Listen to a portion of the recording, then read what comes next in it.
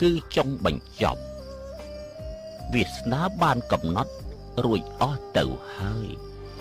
នាគហើរចេញពីស្ទឹងឡើងលើមេឃគ្រាន់តែចាំកលៈទេសៈតែប៉ុណ្ណោះពេលមិនទាន់មកដល់វាសនាមិនទាន់មកដល់ពេលមកដល់អ្វីក៏បានសម្រេចដែរណាទុកនេះអ្នកក្លាហានមានច្រើនណាស់ហើយអ្នកមានឆន្ទៈធំក៏មានច្រើនដែរតែអ្នកសម្រេចកិច្ចការធំមានតិចណាស់ហេតុអីទៅពីព្រោះបើលោកចង់ហោះហើរឡើងលើមេឃគួរតែមានស្លាបពីរមកជួយយើងនោះគឺខាងមន្ត្រីនិងមេតបលោកមេតបខ្លាំងខាងវិជាគុណខ្សោយខាងអក្សរសាស្ត្រកូនចៅលោកគួនអ៊ីທາງហ្វីចៅអ៊ីងរហស្សនាមទប់សត្រូវមួយពើ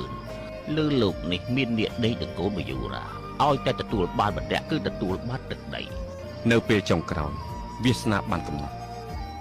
នាគហើរចេញពីស្ទឹងឡើងលើមេឃសូមអរគុណលោកដែលបានណែនាំ